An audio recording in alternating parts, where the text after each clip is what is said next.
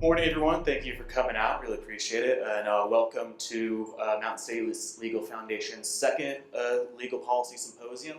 This one on the tyranny of the bureaucrats, does merit matter?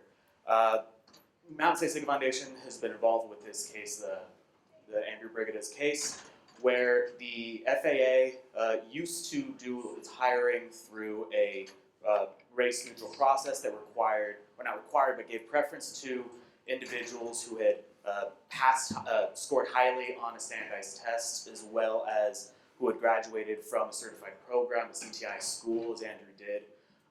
During the Obama administration, not liking the racial makeup of their air traffic controllers, the administration purged that list and decided to replace it with a race-based questionnaire that threw out merit for more surface characteristics.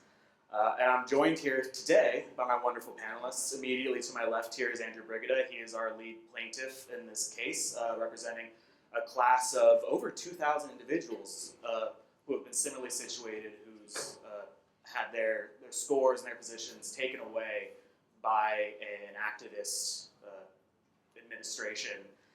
Andrew is a graduate of Arizona State University, where he obtained 2 bachelor's degrees, majoring in air traffic control and aeronautical management. He currently works for the FAA as a program analyst for contract tower and contract weather programs. So they couldn't keep him out completely. He's a tenacious guy, so he wouldn't have given him out entirely. He enjoys the photography, and he plays in a 90s rock band. I do. That sounds fun.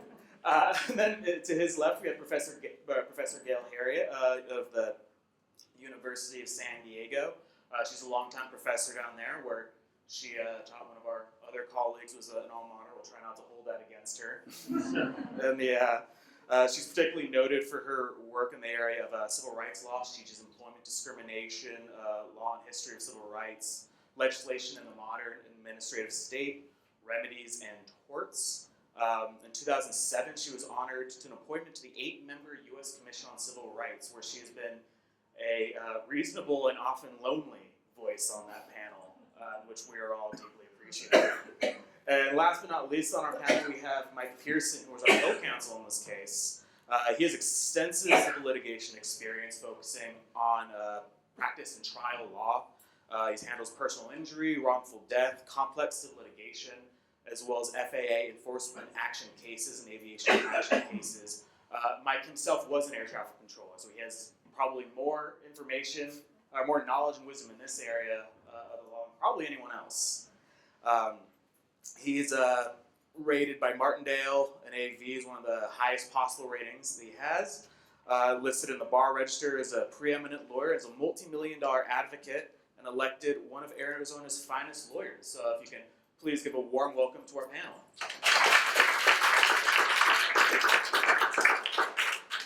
So what I wanted to do with this panel is discuss the issue of racial discrimination generally, but also more disparate impact liability and its pernicious effects that trickle down all throughout public policy. So to start us off, Gail, why don't you kind of explain what disparate impact liability is? Okay. Well, not everybody in this room is a lawyer, but I bet all of you have heard of Title VII, right? It's the thing that says you can't discriminate on the basis of race, color, national origin, religion, or sex in employment.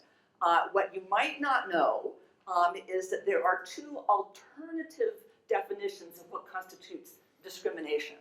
And they're usually called disparate treatment and disparate impact. But what I would say is that the first, disparate treatment, that's actually discrimination.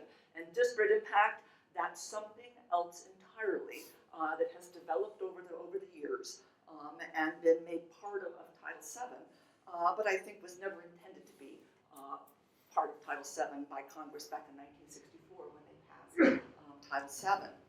So you know basically what actual discrimination, disparate treatment is. You know, if I'm an employer and 2 applicants come to me, one is white, one is African American. They've got very similar credentials, but let's say, you know, the African American has a little cut above. But if I were to take the position that even though I can see that the African American's qualifications are a little better. I'm going to hire the white because I just like working with whites. Obvious violation of the law, and that's disparate treatment. Disparate impact is in some ways the opposite. It's not about equal treatment. It's about equal results, and that's something very, very different. The idea is that if an employee, or rather an employer, sets a job qualification, and that particular qualification is one where the applicants will tend to qualify at different rates depending upon race or sex, national origin or something, that it's going to be illegal. That's considered discrimination, even though the employer, it's the last thing on the employer's mind. They are not thinking about race. They're not thinking about sex. They're not thinking about religion. They just think this is a job qualification that makes sense. It's what they want in an employee. They can't do it unless they can demonstrate that they have a business necessity for doing it. And necessity is a very high standard. It can't simply be, I think it's a good idea. I think this is what's worked for us in the past. It's got to be, we have to do this! That's disparate impact liability. So a typical application would be something like this. An employer decides for a particular job, they don't want to hire anybody who doesn't have a high school diploma. And it just so happens that the particular job that the applicants they get, the whites, let's say, have higher rates of high school diplomas than the African Americans. At that point, the employer has to show that they have a business necessity for doing this, that they can really, they can show with basically scientific precision that if they hire people without high school diplomas, that things are going to go really seriously awry. In a sex case, it's typically strength tests or other physical tests. So, and this is a real case from the 1970s. Firefighters. Fire departments would say you have to be able to carry 175 pounds down the stairs. And a lot of women can't do that. I know I can't do it. I'm not sure I could do 50 pounds down the stairs. But it has a disparate impact on women.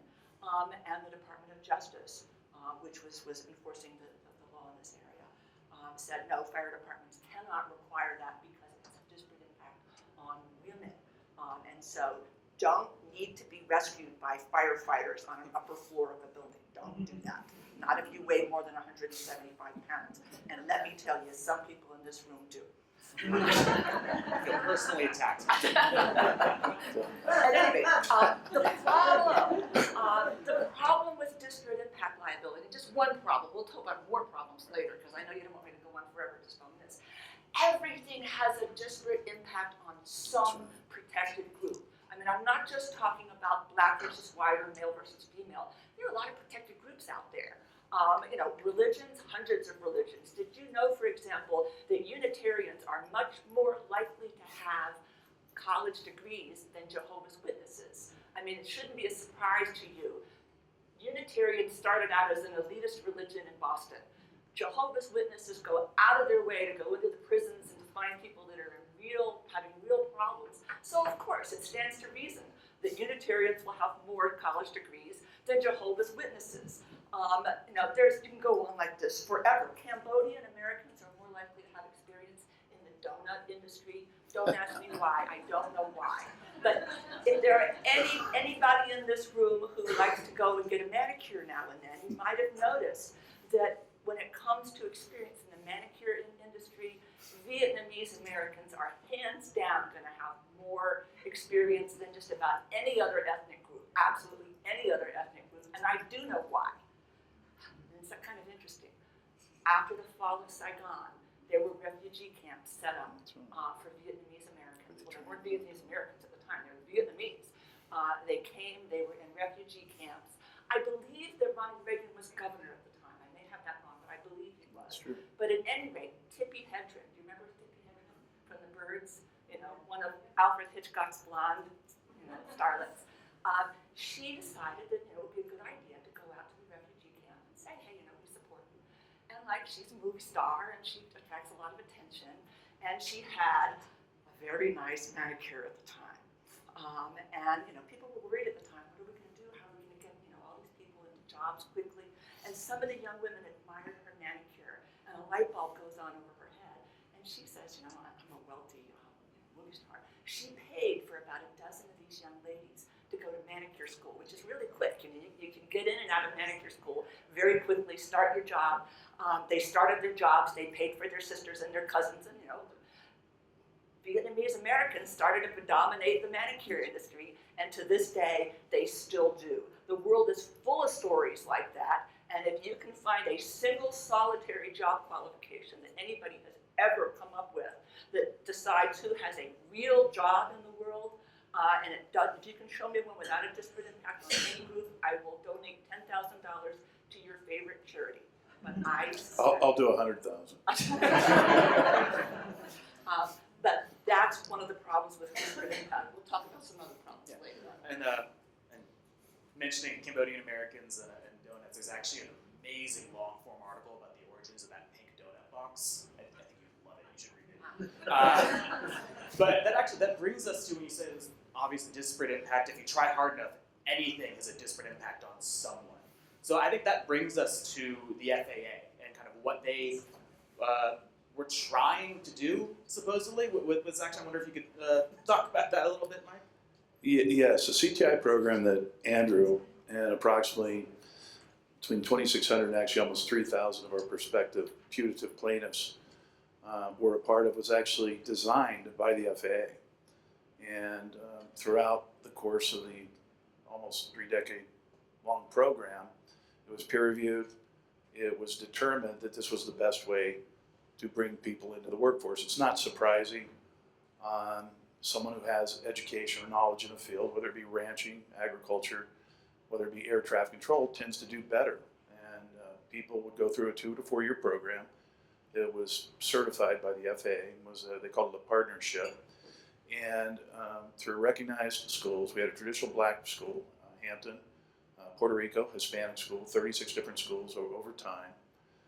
And the program was developed to give people education so they could successfully go into the workforce. Air traffic control, the washout rate was tremendously high. And by the time the FAA got each and every one of these applicants through what they call their academy, their initial screening process, it cost between $130,000 to $150,000 per candidate. Washout rate was high. They had blue ribbon panels come in and determine that we should extend this program. It's the best thing since sliced bread from an air traffic perspective. And so it was a very well recognized program, along with what's called the ATSAT, which is an aptitude test designed specifically to determine the metrics and the ability for people to become air traffic controllers successfully. This went on for decades up until it actually started in 2011, 2012.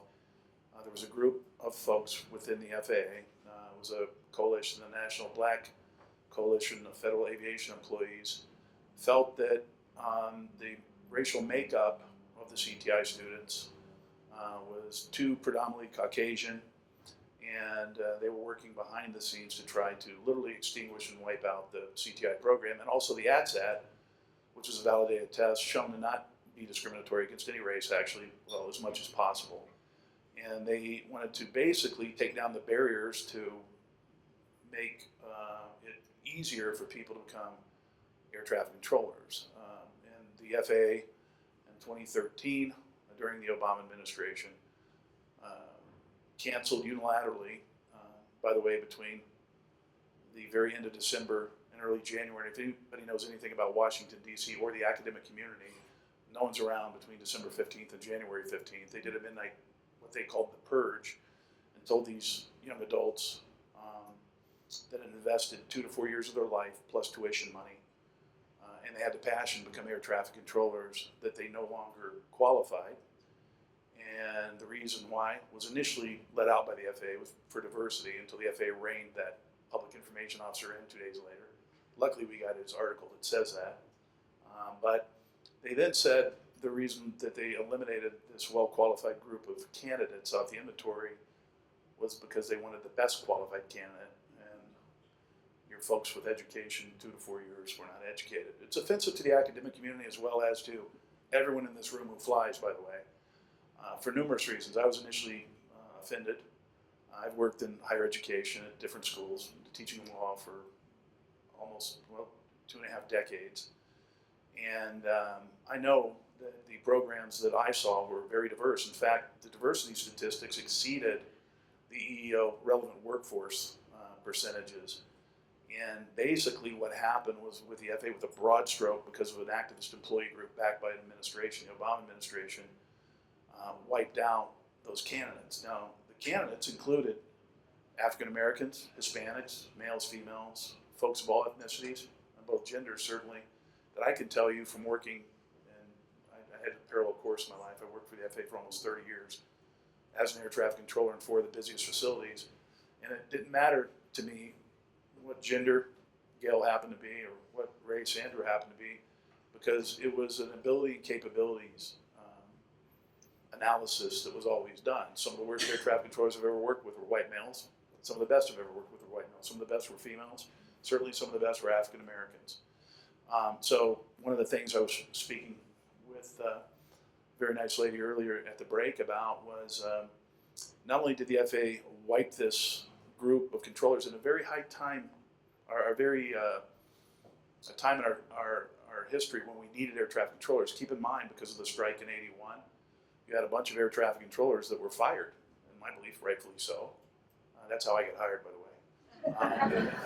Maybe that shades my belief a bit, but so what happened was the FAA has now put it in a position, because of the retirement of air traffic controllers, where they had to hire and completely hire a new workforce because of the 25-year retirements between 1990 to 1997. They knew they had to hire 16,000 air traffic controllers. So not only did they have these great applicants of all races, both genders, different ethnicities, and they wiped that out. One of the negative consequences that people forget, a little bit off topic here, but I think people need to realize, is that reinforces a negative stereotype. How would you like to be a young African American military vet that was doing as well as Andrew, had the aptitude, I will tell you from working next to him, to be an outstanding air traffic controller, and find out that some employee group inside the FAA decided to terminate the list that you were on for preferential hiring, and the end result is what that does is reinforce a negative stereotype. Ask Clarence Thomas the impact. Yes, sir, as Clarence Thomas said. So without getting too long-winded about this, I have no doubt, I talked to Professor Seaman before he left. I said, I'm a little more jaundiced than you. I do believe there are people at the middle and lower levels that are out there like we are, trying to do our jobs every day. I believe the folks at the higher level, I'm a little more cynical of some of these administrative agencies, have agendas, they have ideologies, and they also, because of the enormous exponential growth of the administrative state, certainly since the time of the New Deal over the last 80, 90 years, feel that they're untouchable and they can do whatever they want and violate the law. And that's exactly what happened here. And with all due respect to Professor Seaman, who put on an excellent presentation, who I wish I would have had him in law school, by the way, I'm not middle ground. I'm a little more cynical because I've worked inside the FAA. We have a tremendous amount of documents that internal whistleblowers sent me after we appeared on Fox a few times. People inside the FAA at the middle and lower levels, and some at the higher levels actually, I'd get the proverbial brown envelope filled with internal emails that actually told the true story. And most of us in here, most of the folks in here can understand a butcher that knows which end of the knife to use is going to be a better butcher. All right, as simple as that. Or this is akin to the IRS saying the folks who are going to audit you for accounting really don't need to be a CPA or have an accounting degree. We can train them better. The government can train them better. Our last comment, since Professor Seaman was focusing on the Veterans Administration, how would you like it if the VA said, the doctor that's going to do your surgery if you're a vet, the best qualified candidate isn't somebody who went to medical school. We'll bring him in and train him. And that's really what the FAA is saying by asserting that the best qualified candidate is someone without the passion and experience and education level to do the job. So that's why I got involved. I found out what happened because I happen to be affiliated and work with Arizona State University. And I know people in the air traffic industry, and when they came to me, my first thoughts was, this is reaching part 2, spun a little differently. And I even wrote the FAA a letter between the time this became a hot topic. They said, you guys might want to revisit this. As your general counsel office looked at this, as the DOJ looked at this, this is an outright discriminatory act, discriminatory treatment, as Professor Gale would say, and got no response. And that's why we're at. So that's kind of an overview about how I got involved. And why I got involved and what I believe happened from being inside the crack in the monster nose the other day. And you guys have both mentioned reaching. I want to talk about that in a second. But before we get into the sort of the abstract arguments here, I want to kind of bring this back home a little bit. Andrew, so can you talk a little bit about sort of the training that you did receive to become an air traffic controller? What did that entail? Or what the test and what all went into it? So at Arizona State University, it's a 4-year bachelor's degree of science program. It entails you have to take your normal English, math. Because it's part of the engineering school, they had you take engineering calculus, which is a higher end math than you would usually take at a university. And sprinkled throughout, you had to take probably 4 different levels of each, like a tower en route facility. You had to take 3 or 4 different classes regarding those. And those entail simulator classes. All your professors were air traffic controllers that were retired, and they would act as the pilot when you're doing a simulation. It's almost a 180-degree view of what you would see inside of a tower facility. And you could turn it around. You could see 360 degrees of the airport. It's really amazing stuff, which happens to be the same exact technology that the FAA uses at the tower facility. So we were very fortunate to have that technology with us, which was installed right before I started the program. So you're having these professors that were air traffic controllers like Mike, like everyone else that taught air traffic at the school, and they're grading you based on what they would grade you if you were at a tower. Ours happened to be Phoenix Tower, considering it's Arizona State, and so you would get feedback afterwards. You said this particular sentence wrong. You said this word incorrectly. It's this now, because we went off of the 711065, which is pretty much the Bible for air traffic controllers. So you did that for 4 years, and then at the end, right before you graduate, the FAA required that you take air traffic standardized aptitude test, which is the SATs for air traffic controllers, essentially. And it's an 8-hour test, unless you are really good and finish early. And a couple weeks later, you receive your score. And if you received an 85 or above, you're pretty much guaranteed that within the next hiring or 2, that you pretty much get picked up and move on to Oklahoma City, which is where they trained air traffic controllers for, I think, 12 weeks. If you got under the 85, try again next year or whenever you could retake it. I forgot what the rules were for that. So right before I graduated, I took the test, received 100% on it, which I studied weeks for. I was surprised myself at the score, and because there was some game like video. It was a very in-depth process. They want to make sure you can multitask, which is a very important aspect of air traffic control, juggling multiple aircraft at once on the ground and the sky, and different math equations. You want to make sure you could, while you're doing other things, to make sure you could do that. So a couple weeks later, you received your score. And then from there, if I recall, your school sends the recommendation to the FAA saying this person is qualified to apply for this particular, like when the FAA starts hiring controllers, you apply under the CTI graduate program, and we recommend that this person be recommended for hiring when this occurs. So after all that, and then we get into what happened. So, and then how did you find out that Well, I think what happened? So I think the test was in February 2014, if I remember. End of January, beginning of February 2014. In December 2013 or January 2014, we found out that everybody's scores were being canceled that just took the test. I took it in May of 2013. Everybody's scores were being canceled out of the blue. No one knew why. I was like, wow, okay, this is great. And that you would no longer take that test again. You'd be taking the new test, the BQ, biographical questionnaire. And when you saw it, Yeah, what was that test like? I tell everybody that I was laughing as I was taking it. I'm like, this test is so easy. There's no way that somebody that went to a university or is educated in any aspect can fail this test. And I was on a group chat with probably 20 graduates or so, and we were talking about afterwards, like, hey, just let us know when you find out what your status is. And the same day, everybody got their scores, and out of 20 people, one person passed. And that person was so embarrassed to tell everybody else that she did not say anything until she was going to Oklahoma City, because everybody was like, there's no way that every single person failed. And that's why everybody was so surprised. As soon as that happened is when I thought there's something wrong here. There's something not right about this. This test was really strange. It was out of the ordinary. It makes no sense. It had nothing to do with air traffic control. That's when I texted Mike and I said, I think we need to talk about this test. Is ridiculous. And he's like, I'm already working on it.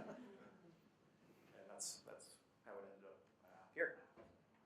It's just crazy because 100% on the test, and all of a sudden you fail this biographical questionnaire somehow. Yes. So that gets me this sort of one of the arguments that the government's making here in this case is that, well, we had to purge the list, we had to change the program because if not, we would have gotten in trouble with this union. And I think Mike has kind of put the truth to that and shown that's not necessarily the case.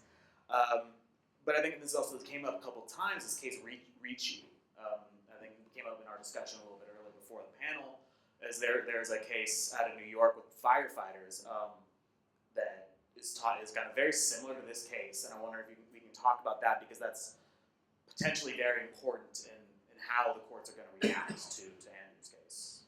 Yeah, if I recall, the Ricci case was pretty in the media when, just around the same time that this was happening. I'm not sure if the decision came afterwards or right before this whole thing started, but I remember seeing that, and right after that happened, I said, that seems very similar to this case that's been in the news the past 5 months. It seems very similar. Yeah. And for those of us who aren't familiar, again, when you guys help explain, yeah. Well, it's actually New Haven, it's not New York. Oh, sorry, my apologies, sorry. The Ricci case is very interesting in that the city of New Haven decided, well, we want to promote a bunch of firefighters to higher levels. And so they went out of their way to come up with an exam that would test on things that really are important for a lieutenant or a captain in the fire department to know. And they spent all kinds of time trying to come up with an exam that they thought would pass the notion of this is a business necessity. You really do need to know this information. And quite a few of the firefighters there in New Haven studied their little behinds off trying to get past this exam. They worked hard. They were relying on this as something that they could take and get a promotion for. And indeed, they took the exam, and the results came out, and there were no African Americans who had scored highly on the test. There were Hispanics, there were whites, but there weren't African Americans. And so some of the local groups got mad and protested that this was the case. And so New Haven got cold feet and basically said, we're not going to promote on the basis of the exam after all. And so there was a lawsuit. And I was hoping in that lawsuit that when it got to the Supreme Court, that the court would simply hold that disparate impact liability was unconstitutional. That didn't happen. They dodged the question. And instead what they said is, wait a second, let's look at what happened here. You're literally discriminating against the people that did well on this exam because they are white and Hispanic and not African American. So that in order to avoid what you're claiming is the fear that you will be sued for disparate impact, you are actually discriminating against the people who did do well. And instead of taking disparate impact on directly and saying, we're just not going to do this anymore, this is unconstitutional, they said, look, you got to have a strong basis in the evidence for deciding to scrap a test like this and instead go for a different method because you weren't happy with the racial results. And there is not a strong basis in the the evidence here. It wasn't shown that this test was not necessary, and hence Frank Ricci won his case. And this case is really a lot like that. It's unlikely that I think, I'm just guessing here, but it's unlikely that the Supreme Court would go further if they were to get this case. But rather, this may be a case that can be dealt with at a lower level on the basis of the decision of Ricci.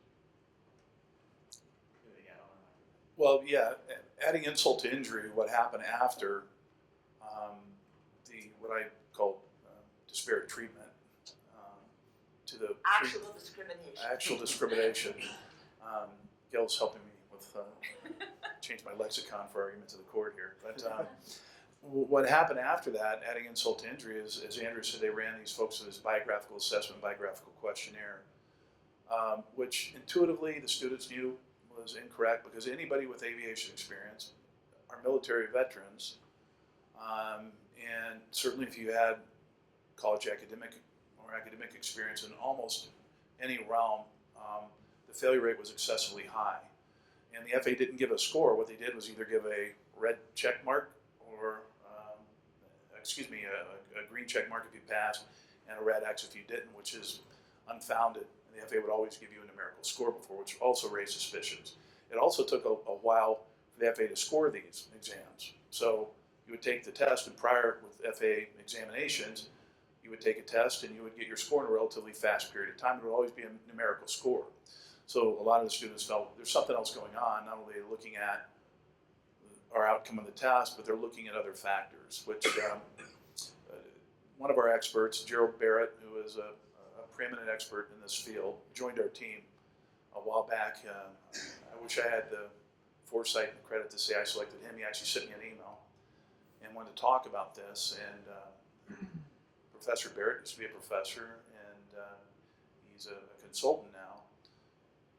Analyzed thousands of documents, things that I had, things that other people had, and determined that the whole reason the FAA decided to purge the list, or at least the pretextual reason the FAA decided to purge this list, the actual discrimination that occurred, they were hanging their hat on the fact that the CTI program and the ADSAT had a disparate impact on minorities, the non-real discrimination factors Gail talks about. The problem of that is even the consultants the FAA hired to do the barrier analysis as kind of the pretext to get rid of the CTI school had to agree that the CTI program was valid, that the ADSAT was a valid predictor, that really it was reviewed many times, the ADSAT, to minimize any effects upon minorities. And they both said that there were other steps in the process that had impacts, but for the CTI program and as far as the aptitude test, they were valid. And actually both of those consultants said the program should be expanded. The FAA took that because it didn't meet their needs and wiped out the entire program, glossing that over, of course. And the results were in a determination was to get rid of the folks. Now, the biographical assessment, biographical questionnaire, to let you know what Andrew had to go through. We have 49 FOIA suits out, separate from this. Our matters out. Several have gone through the Ninth Circuit. We've been successful on the Ninth Circuit case, trying to get the underlying validity data or the data for the biographical questionnaire. As part of other FOIA proceedings and having a real strong, good federal judge in one of our districts in Arizona, the FAA had to turn over the scoring key and the questions for the biographical assessment. That's the test Andrew had to go through after the list was wiped out in February 2014. They then had to go through this debacle called the biographical assessment. What's your favorite sport? Do you get angry easily? So on and so forth. The questions that were the highest point total Say is your favorite sport? on that exam. Yeah, what was your favorite sport? Were you good in this sport in high school? A lot of questions. I've got a fly here bugging me. But, maybe it's telling me my time. I'm talking too much. Well, interesting enough, I think for you folks to understand, to boil it down, is once we got that key, it allied our suspicions and basically reinforced and gave us actual documentary evidence of what had occurred. A 15-point question was if you hadn't worked in the prior 3 years, you got 15 points. If your worst grade in high school was in science and or math, you got 10 points. Well, using the Department of Education's own statistics on the science question, the worst subgroup or socioeconomic group who performed more poorly in high school science classes were African Americans. And using the Department of Labor statistics, the folks that were unemployed longest happened to be African Americans. This is a subcategory as a whole. So 2 of the questions were 25 points. If you answered those 2 questions and any other question any other way, you passed. If you had aviation experience or a prior military veteran that passed the CTI program, you had 2 points. So, as our expert has said, using the biographical assessment was a further way not only to knock these young folks off this list, and again, it's a very diverse list. I want to keep reiterating that here. It wasn't all white, Caucasian, big Scott Irish guys like me, and folks like Andrew. It was a very diverse list of people that had the passion, the aptitude to do this test. The unintended consequences were some happened to be minorities who were wiped off this list and had their careers or their aspirations destroyed after incurring, in some cases, $100,000 in student debt. They then ran them through this further screening process to eliminate them from further contention. So not only has this thing been gerrymandered from the outset to intentionally discriminate against folks, by the way, the very entity that's supposed to ensure that this doesn't happen, i.e. the federal government was behind this, then they were ran through a prior screening process to make sure they furthermore did not have a chance at the starting line, being able to have a fair opportunity. And that's kind of where we're at today, and trying to, thanks to all the folks out there supporting us, we're trying to right what we believe is an egregious wrong.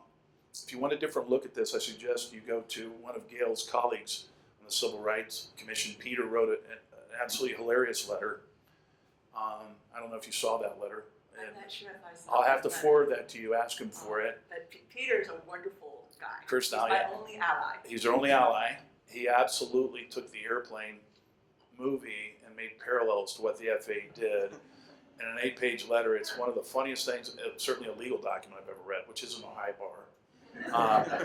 But the parody in there is, and Peter happens to be an African American, by the way, a very bright, amazing gentleman, and basically attacked the FAA's decision. So if you want to Google Peter Kirsnow and FAA and air traffic, you'll see his letter. I wish I'd have brought copies to hand around, because I think it'll be interesting reading for you folks on your trip back home.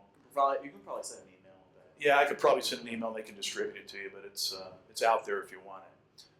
And at the risk of being the guy who talks too long, I'm going to stop talking now. Yeah, just one. If you see me look at my phone, I promise I'm not texting. My notes are on here, so I apologize for that. You'll have to forgive me. Just to play devil's advocate a little bit here. Well, I mean, this case, I think we can all agree, is pretty egregious. What do you say to the argument that disparate impact sort of liability is necessary to break up in the sort of like the old boys club, where there's no official discrimination going on, but you bring your friends and you happen to know your friends all happen to look like you, and that's how the hiring happens. And how do we stop that from happening, or is that something that we should even be trying to stop in a legal way? Or I think probably Gail, start with you. Well, first of all, remember that there are ways in which disparate impact is relevant even to actual discrimination. And that is, there's nothing wrong with a plaintiff making the case that this employer has chosen this job qualification, and I believe they've done it because they know it will have a disparate impact, and that's what they're interested in. And I am not against that. What I am concerned about is that there are very often things where it's clear that's not the motivation. And a good example is criminal background checks. The EEOC has a policy on criminal background checks. It is very difficult for an employer these days to have a rule that we don't hire felons. You can have somebody who has been released from prison, they apply for a job, the EEOC has set up a procedure that makes it very, very difficult to turn somebody down for a job because they have a felony background. And like the odds are that the employer doesn't want felons because they really just don't like African Americans. Not very great. I mean, that is it's pretty obvious on its face what the employer is doing. I actually believe there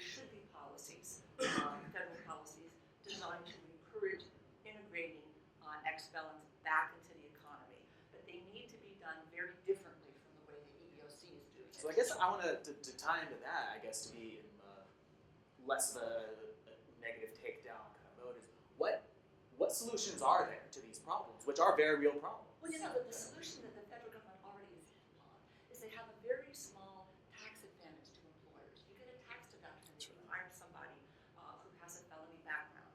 And that way the employer who has the job that is well suited to this. If you've got a job where there really isn't going to be much temptation, and you know the person's going to be closely supervised, or you happen to know the particular ex-felon, and you can say, look, I know this guy, I know that he's reformed, I want to hire him, I'm a little worried, you know, that if I do that, that, you know, there's a possibility that somebody is going to hold it against me, you know, there'll be a tort action, and they'll say I never should have hired this guy, but I know that he's not a criminal, he's not going to do this stuff anymore.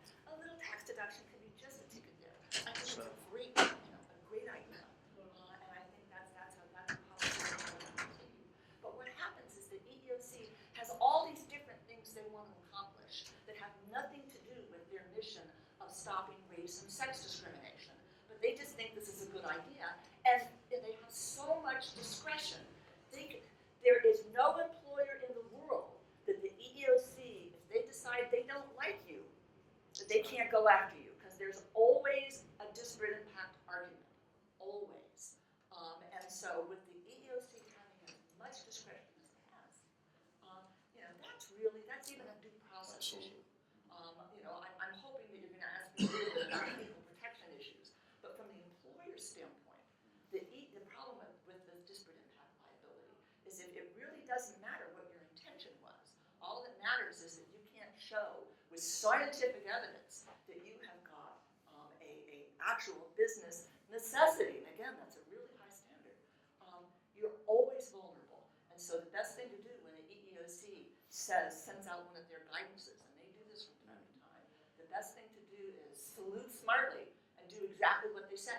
And they literally have the power to control every kind of job qualification or promotion qualification or task assignment qualification that an employer might use. No employer is safe. And let me add one point to that. In this case, our particular case, the EEOC, as Gail very well knows, has what's called relevant workforce statistics. The percentage of a certain demographic who qualifies because of age, because of capabilities, to meet the basic qualifications for a job. In our case, the CTI case, not the BQ case, but the case that Andrew's involved in, what happened is there's a very real danger when you rely on numbers and statistics, as we all know how they can be interpreted. And they're relied on a lot, especially in disparate impact cases. The FAA actually canvassed the schools, the CTI schools, to find out the minority participation. They left out the two-year schools because the higher minority population of the two-year schools would have, in their belief, skewed the statistics. But more importantly, they took the actual numbers that were compiled by the FAA, and this comes from an FAA whistleblower I also represented, who was the director of training. When they got the numbers, they were actually really good diversity-wise. The person above the gentleman I represented actually changed the numbers to make it look worse, using the statistical or the analysis approaches. Both a sword and a shield can certainly be done, especially when the government agencies control that analysis. So what happened was, instead of having the percentages accurately represented about the minority population at the CTI schools, the FAA, a bureaucrat in the FAA, didn't like what the numbers were and actually reduced those numbers to look like they were below that relevant workforce number. We actually have an affidavit from him and data that will show that that was done. Rarely do you get things like this against the government. Thank goodness there are people out there who believe, certainly in the occupation Andrew was going to enter, that safety trumped diversity or false alleged diversity issues. And it caused quite an uproar at those middle level, some of the high level and lower level employees that the professor was speaking about earlier. So ironically enough, you can use numbers both as a sword and a shield, especially when you control both the input and output, not only from the EEOC side, but the FAA. They actually gerrymandered the numbers to make it look worse. One of the hard things we've had to do is explain this to people, because when we tell them what happened to Andrew, they simply don't believe it. they don't believe that people would change a validated hiring process shown to have low impact upon minorities in order for a political or an ideological reason to get a higher number of certain people into a workforce, especially when the job is a safety-related job. I personally, when I fly, all I want is the best person there. I don't care if they look like Alf or Oscar. I could care less. I just want the person who is the best air traffic controller. And again, as I've stated in the past, I personally don't believe that racial connotations, gender play into that. I've worked next to many people over the years of different races and both genders who I respect highly. One of the downsides to this case, and hopefully what Mountain States and our firm will correct, is this tremendous abuse of not only what happened to these young folks, we were all in their position at one time, extinguishing their career. I can't imagine for the lawyers in the room what would happen if the government came down and said, there are too many white law professors, and what we're going to have to do is not give you those positions, and only for the certain 3 years, only African American lawyers or Asian American lawyers can be put into the workforce. That's really kind of what happened here, and the government was behind it. And so I'm a little more cynical than the eminent professor, Seaman, who talked before, who I respect highly, simply from seeing. It's like the Wizard of Oz. When you see what goes on behind the curtain, you have a different view. And I might sound like a cynic, but I prefer to call myself a realist. So, I mean, obviously, the situation we're in now, it didn't spring from reform from the head of Lyndon Johnson in 1964. How did we get to the point where we are now with Title VII being what it is? Disparate impact? Well, I can guarantee you, I'm assuming you're throwing this one at me, right? Yeah. Okay. I can guarantee you that in 1964, Congress would have been outraged to find that, as things developed, disparate impact liability became a thing. And a lot of people just assume, well, they never thought of it. Yes, they did. There was actually a case that was a tiny little case that became a huge deal in 1964, a case involving a guy named Leon Myart. And it wasn't a Title VII case because Title VII wasn't the law yet. And Leon Myart was an African American in Chicago. He went to the Motorola office because he knew they were hiring, and said, I'm here to apply for a job. And they gave him a little written test. And he took the written test, sitting there in the receptionist's office, and he figured, I aced this, handed it in, but they didn't hire him. So he complained to the Illinois Fair Employment Practices Commission, which Illinois did have a law against race discrimination at the time. And Motorola conveniently lost his exam, so they couldn't prove that he hadn't passed it. And he actually took another exam just to show, look, I'm good at this, and he did in fact pass the one that he was given by his lawyers. So it is entirely possible that Motorola was discriminating against him based on his race. But the hearing examiner, and this is a rather low person on the totem pole, decided the case, decided first that he had passed and therefore he had been discriminated against, but also threw in, and by the way, even if he didn't pass, the test is unfair because it has a disparate impact. And whoa, this suddenly made it into the newspapers. And newspapers all over the country, including the New York Times, which these days would think disparate impact is great. But back then, the New York Times said, disparate impact, that's a crazy idea. And all the members of Congress were falling all over themselves to say, no, that's not what Title VII would do. Not what it would do. And they passed it assuming it only applies to actual discrimination and not to disparate impact. I mean, it's really clear from the legislative history. They didn't have this in mind. But the EEOC, as you were saying, if you've seen the inside of these agencies, it is not a pretty sight. They are very often staffed with extreme ideologues. And, to be fair, the EEOC was seeing something that Congress hadn't seen. They were seeing a lot of unrest in the late 60s in the inner cities. They were seeing, riots over racial issues. And they thought, disparate impact, that's how we're going to solve this. We're going to make it illegal not only to actually discriminate, to have the intent to discriminate, even if it's even an intent, sometimes it's unconscious intent. Sometimes people do things, they don't realize what they're doing. Even beyond that, even if discrimination was the last thing on your mind, if it has a disparate impact, we're going to go after you.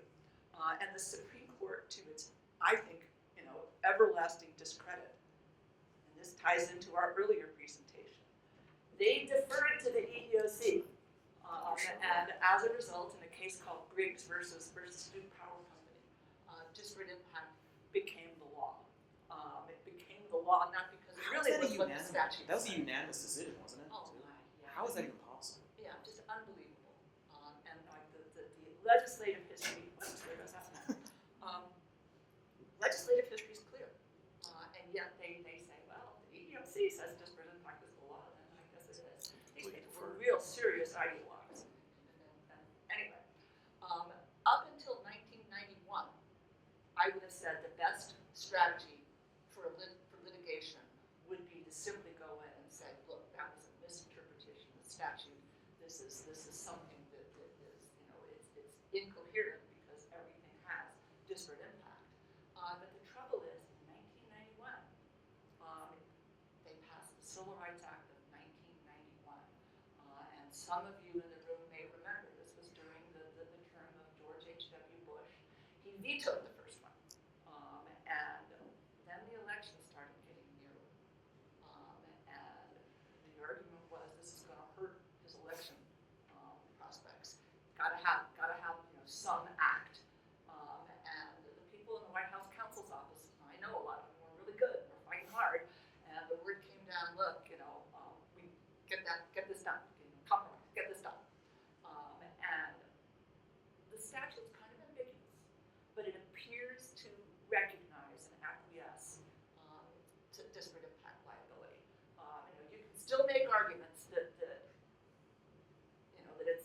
it's not part of the statute, or that what they meant by disparate impact liability was different from what the Griggs court meant by disparate impact liability, and way different from what the EEOC meant. You can still make arguments, but at this point, the best way to go in is to try to make a constitutional argument. We can talk about that. And I think I would love to keep asking you guys questions, but I think are we running low on time or? Oh, okay. Sorry, I thought this was short. I apologize for that. So yeah, well, I mean, let's go into that now. You go back. Unless you want a break, you want to do Mike? You want to talk a little bit, or Andrew? Okay. Oh, I'm learning a lot. To me, these race and sex issues are hugely important because the way in which our government expands tends to be either rooted in environmentalism issues, which Mountain States does their property rights stuff, it ties into that perfectly. But the other big movement of our time have been like expanding government in ways that are grounded in arguments about we need to do this because of race and sex issues, and that's why it's so important that Mountain States does both, and that makes it such an important institution. But the argument for constitutionality on disparate impact is interesting. In the Ricci case, Justice Scalia concurred, and he started out first sentence in his concurrence. I can't quote it exactly, but it's pretty close to this. This decision only puts off that evil day, and he called it that, the evil day, when we actually have to decide whether or not disparate impact liability is constitutional. And he specifically said it's not an easy question. And guess what? He's right, it's not an easy question. But I think that conservatives have the better of the argument here. That doesn't always win, but I think we've got the better of the argument. If you look back at the 1991 legislative history, it is very clear that members of Congress thought that disparate impact liability only applies to minorities and only applies to women, not to whites. Would still apply to minorities within whites, Lithuanian Americans, Albanian Americans, Uruguayan Americans, whatever. But it doesn't apply to whites and it doesn't apply to men. If so, on the race side, that means it has to be subjected to strict scrutiny. Now the argument that's made in response is, well, we'll just apply it to whites too. Okay, we'll fix it. Well, that's not the law that Congress passed. I mean, if Congress levies a tax only on Japanese Americans, and the response was, well, we'll just levy it on everybody. No, you've got to nullify the law. You can't just say we're going to apply it to everybody. But even if you did apply it to everybody, it still doesn't help. If Frank Ricci was qualified, an Italian American, qualified to be an officer there at the fire department, whites are underrepresented. And so to tell them, don't worry, Frank, you'll be able to get a preference for the MBA, no, that's not going to help. So I think no matter how it is, we have to subject it to strict scrutiny. And I don't think it's going to survive. Among the arguments that have been made, we have to increase the number of African Americans in high-level jobs. Well, that argument has already been rejected by the Supreme Court in the Bakke case back in 1978, where Justice Powell, who had the swing opinion, said, well, that's just discrimination for its own sake, it's trying to benefit one group over another. The argument that has sometimes gained traction is the diversity argument. Well, in Rudder versus Bollinger in 2003, the court said that race preferential admissions policies at the University of Michigan survived strict scrutiny because of the need for diversity in education. Well, how did they get there? First, they deferred, again, this deference stuff, this is important, they deferred to academic authority. I think that was a crazy idea, but they did it. But that doesn't apply here. That doesn't apply. Second, there's actually no evidence that disparate impact liability increases diversity. In many cases, it clearly does the opposite. I mentioned the criminal background check stuff.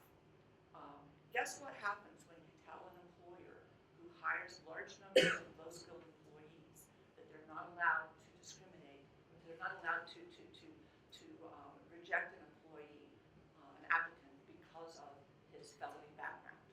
Guess what they start doing? There's empirical evidence of this from many studies now. They start discriminating on the basis of race.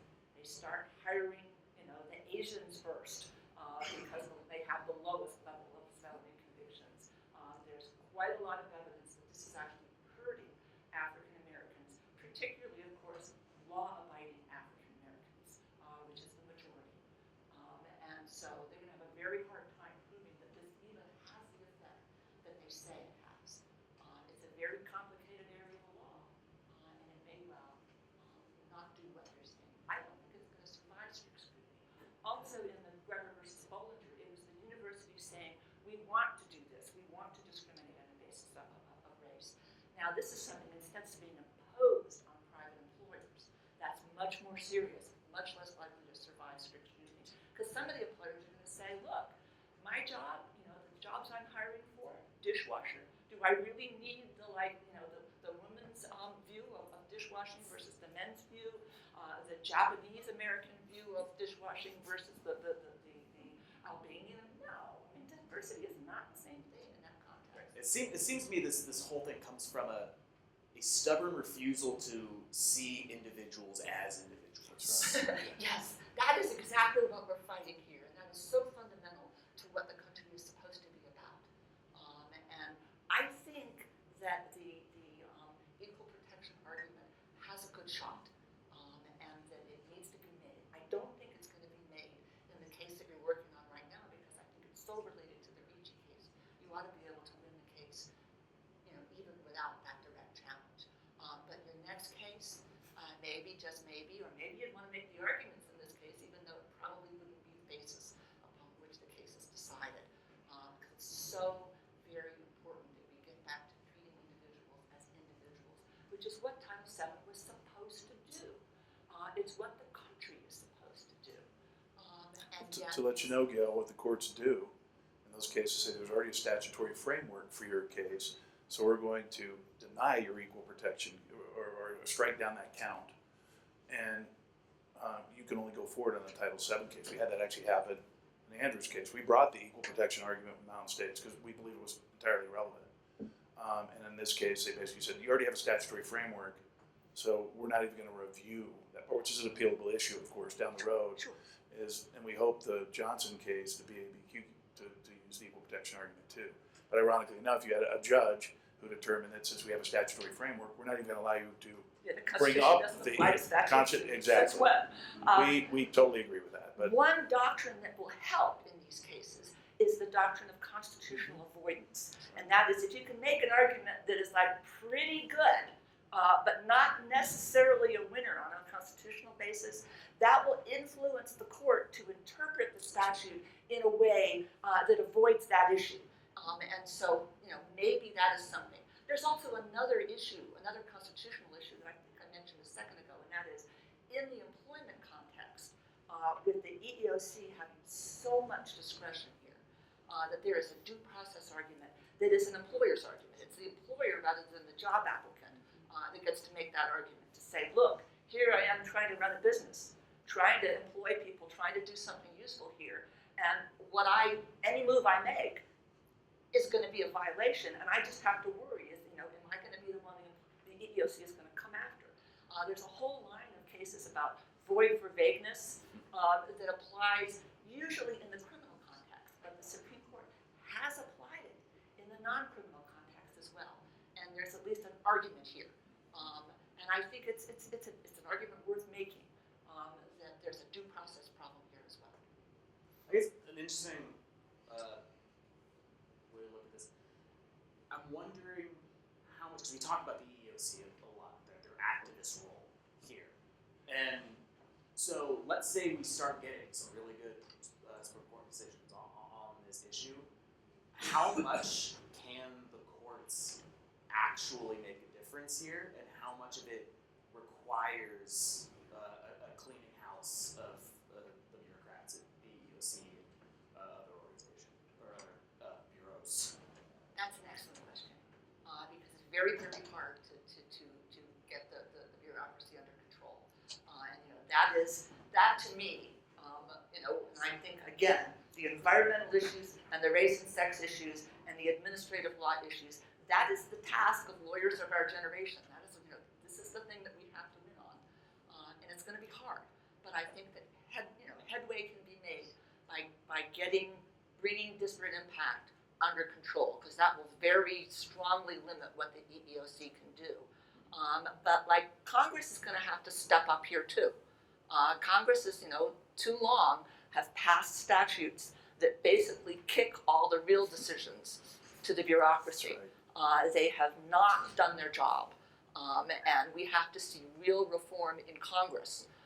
And the only way to do that is to get real reform in the administrative law context, so that Congress will not be able to delegate so much discretion to the bureaucracy. It has to actually decide some of these cases, some of these issues themselves. They've got to come up with a solution and not just give.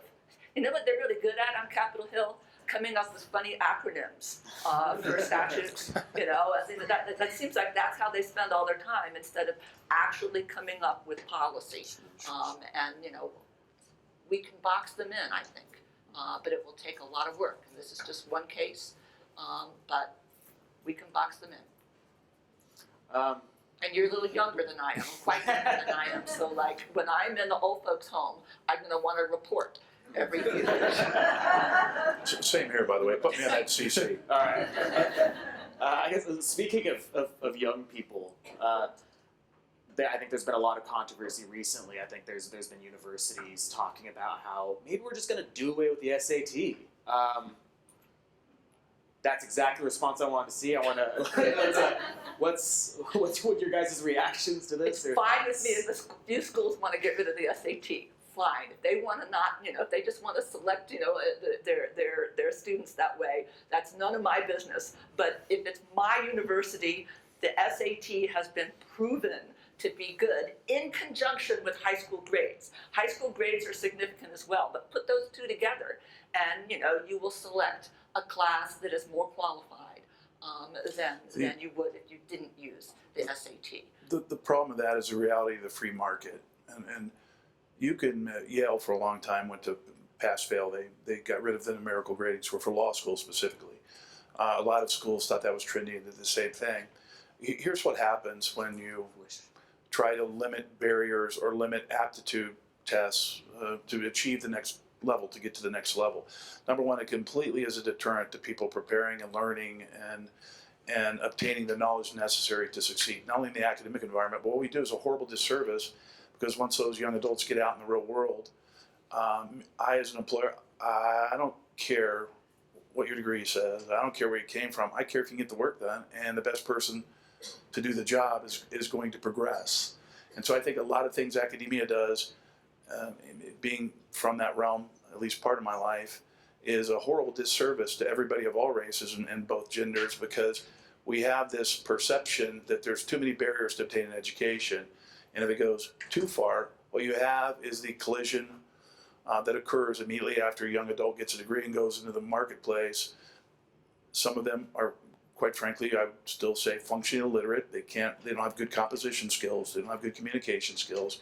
But we've passed them all along without having any type of metrics to measure their capabilities. And that happens in professional schools, and that happens in undergraduate schools. And I think, as a member of academia, Gail would say it's a horrible disservice, because eventually that person that we have encouraged and told how great they are, and don't worry, you're passing this class, gets back to the old argument, everybody gets a participation trophy. Well, when that starts happening in academia, and it is happening in academia, and it has been happening in academia for decades, eventually going into the free marketplace where you folks hired people, that degree, and I will say the millennials now are kind of realizing that skills make a lot more sense than having a sheepskin I pay a couple $100,000 for, that really doesn't tell a prospective employer that I have the skills and abilities necessary to do this job.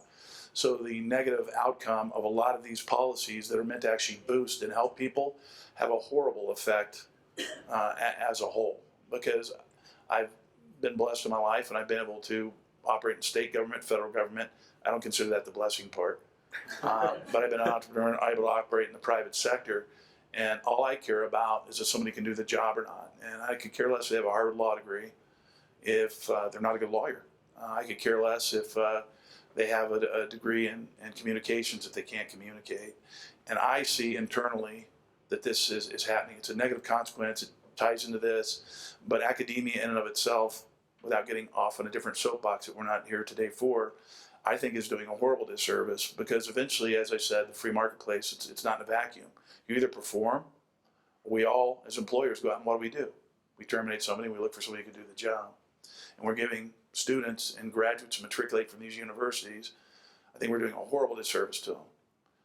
Take this amount of student loans, don't worry, when you get out, you're going to have a job.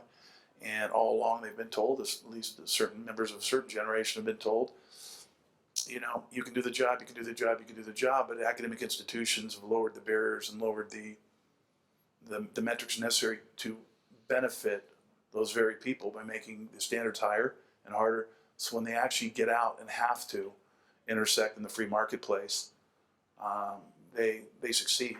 And I see a lot of that. I see a lot of people getting out in the free marketplace with degrees and alleged specialties and abilities, and quite frankly, they don't succeed in the free market. Yeah. Yeah. With the exception of air traffic controllers, I got to go work for the FAA. I just wanted to point out another side of this issue with regard to written exams. We were talking about the SATs and such. The United States sends more people into college than any other country. And I just want to point out, college is not everybody's cup of tea. There are a lot of people who would rather, start into their careers immediately, and disparate impact has had an effect on that. It is very difficult for employers to give written tests to employees, to job applicants.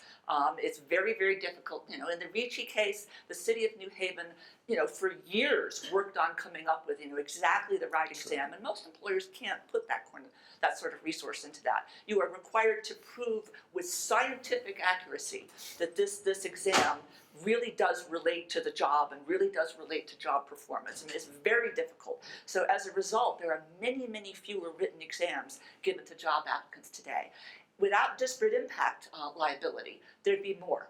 And there'd be more opportunities for somebody who's just getting out of high school, doesn't want to go into college, to instead take a test that shows whether they have aptitude for a particular job, and that would be legal.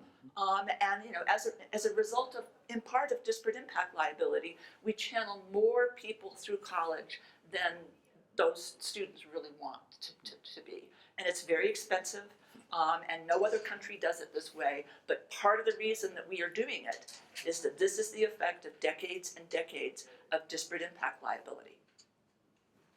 And I wonder if anyone knows if they're if there's statistics on this in any way, because something I think is a chronically under-discussed aspect of this problem is that it's a heck of a lot harder to game a standardized test versus sort of a holistic application process. And I'm thinking, of course, it's sort of the Varsity Blues scandals. Or is that what it's called? I believe, yeah.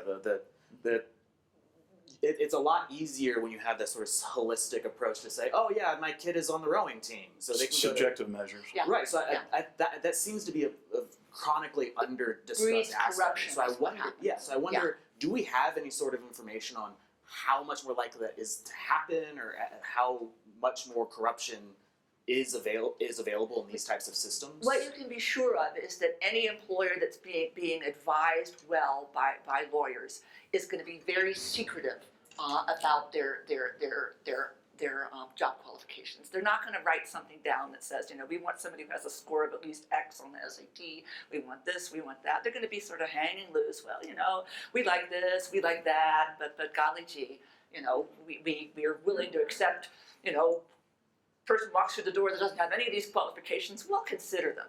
Well, we're actually, I think, in many cases better off with very clear, Totally. bright line rules, because it's very easy Totally to agree. hide actual discrimination behind these holistic, we think about the whole person, we consider, how nice your smile is. Particularly when you think of larger companies with middle managers, do you think middle managers might want to hire people that are like them? Might want to hire people that are just their pals, their cronies. This person went to the same school that I went to. This person goes to my church. This is like my idiot nephew, and my sister's going to kill me if I don't give him a job.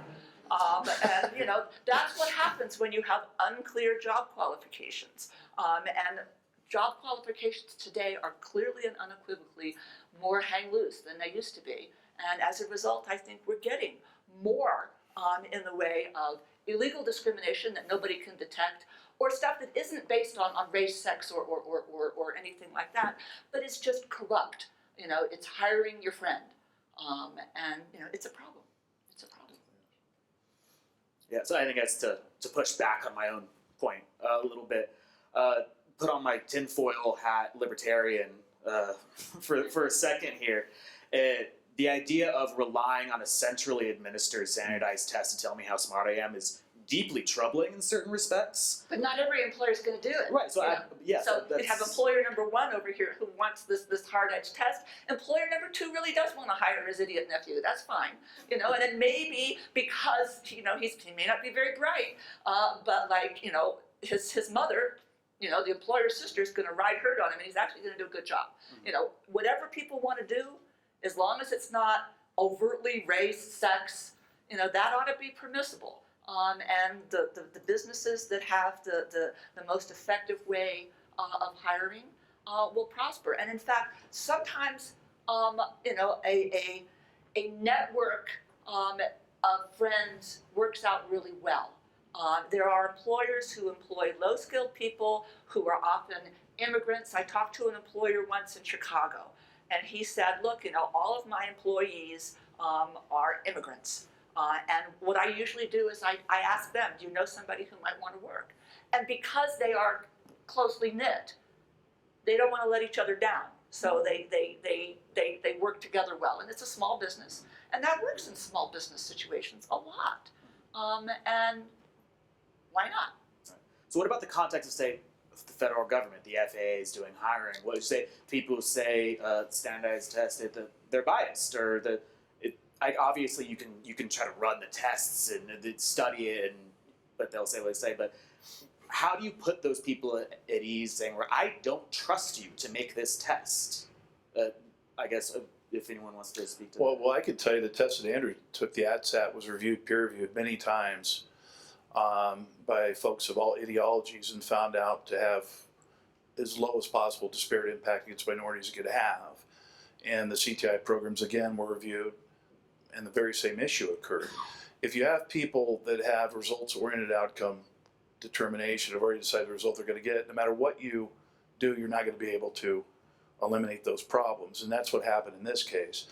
The FAA, for the first time in history, did not proudly publish the BABQ test, nor the validation studies, which in every other case they put on the web And as I told the court in the Ninth Circuit, if the FAA actually would have validated this test and would have had the documents to prove it, it would have been on the billboards as you folks drove into court this morning, the FAA bragging about the peer review process. My belief is that if you have people with an ideology, they're going to do everything they can to work around it. And unfortunately, administrative agencies are caught in that morass. So to try to sit here and come up with a solution to solve human nature that's been going on since biblical times is hard to do. And it doesn't mean, I think what Gail said, a lot of her ideas I think are fantastic. You have to fight the battle. Conservatives, we have to fight the battle. The worst thing we can do is when something like this happens is turn our back and walk away. In fact, the BQ test is a whole separate issue that I've talked to Mountain States before, but that's starting to foment now. And that affects not only the 3,000 college students, it affected 29,000 people took that aptitude test, 2,400 passed. And none of them had aviation experience, well, very few. Pragmatic work experience in the military or academic experience. So I think it's a very intractable, difficult question to answer. I think it's a great question, but I think you're fighting against, I called it the Kraken earlier. You know, the administrative state, I heard now when I first started teaching, and Gail, you probably have better statistics, in the late 80s, early 90s, there were 240 some administrative agencies. They said now it's over 420, and they can't even really effectively count them with agencies and sub-agencies. They don't know how to count them, and that's in a 30-year span. It's doubled. And those folks have a tremendous amount of impact on everybody's life in this room and all avenues of our lives, and that's just at the federal level. So I don't know. I don't know the answer to that question. I think it's a great question. I'm just not sure about the solution point. I just wanted to point out how the word bias gets used. You know, on the left, they'll say a test is biased if a particular group doesn't do as well as the other group. And that's not what statisticians mean when they say a test is biased.